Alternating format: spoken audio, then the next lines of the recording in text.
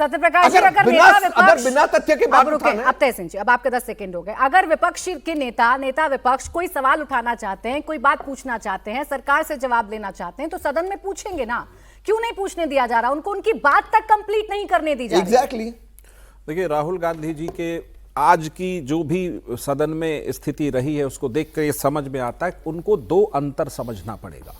वो देश की संसद में बात कर रहे हैं, उनका गॉसिप केंद्र नहीं है, वो गॉसिप हाउस नहीं है कि आप गॉसिप करेंगे। कई तरह के रिपोर्ट कई पत्रिकाओं में अगर प्रकाशित होता है तो आपको उसका जिक्र उसी हवाले से करना पड़ेगा।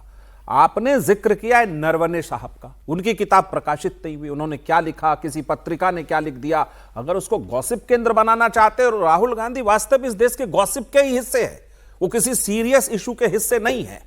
जिस डोकलाम क्राइसिस का जिक्र हो रहा है, इसका तथ्य क्या है? अब उनको बोलने दो, मैं तथ्य आ रहा हूं, मैं तथ्य पे आ रहा हूं, इसका तथ्य लाओ, मैं तथ्य पे आ रहा हूं, मैं आ रहा हूं तथ्य पे। इस पे बहुत तथ्य है। 5 बार आपने तथ्य पूछ लिया है, मैं आ रहा हूं तथ्य पे। इसका तथ्य अगर उनकी शुरुआती संसद की भूमिका देखी जाए कि विपक्ष का नेता विदेश की धरती पे कैसे नॉन सीरियस बात करता है, चुनाव आयोग बुलाता है कि वोट चोरी साबित करो तो दस्तखत करने के डर से भाग जाता है, बाजार में चुनाव वोट चोरी चिल्लाता है, बाहर निकल के आता है कहता है 56 इंच सीना कहां गया तुम्हारा। जिस डोकलाम क्राइसिस की बात कर रहे हैं, राहुल गांधी ने खुद ट्वीट किया जुलाई 2017 को कि मैं चाइनीज एम्बेसडर से मिला था। पूछेंगे कि देश का एक सांसद डोकलाम क्राइसिस के समय मिस्टर राहुल गांधी क्या कर रहे थे चाइनीज एम्बेसडर के साथ, देश को बताएं वो आज। आप क्या बताओ, डोकलाम में जो भूटान की जमीन थी आज वापस चीन वापस, वो भी बताओ। आपके बीच बोल नहीं रहा था मैं। सवाल यह है कि अगर सदन का जो भी स्पीकर साहब हैं, यदि वो नियमों का हवाला दे रहे हैं तो राहुल गांधी जी को इस देश की सदन के नियमों के मुताबिक कहना पड़ेगा, बोलना पड़ेगा, अपना व्यवहार दिखाना पड़ेगा। आप देखिए, वो जब बात करते तो कहां बात करते, चेयर को तो एड्रेस नहीं कर रहे होते, वो पीछे घूम घूम के अपने साथियों को एड्रेस कर रहे होते। वो सदन को नॉन सीरियस लेते हैं। राहुल गांधी को तिलमिलाहट किस बात की आई? मेरे देशभक्ति पे सवाल है। राहुल गांधी जी को इस बात की तिलमिलाहट आई तो इतिहास है ना 62 से लेकर के विदेश की धरती पर जाकर भारत माता का मस्तक बार बार नीचा करते हैं। आपकी देशभक्ति पर सवाल तो पूछेगा कोई, पूछ दिया तो लग गया ऐसे जैसे तवे पे छन्न से मारा हो बिलबिलाने लगे।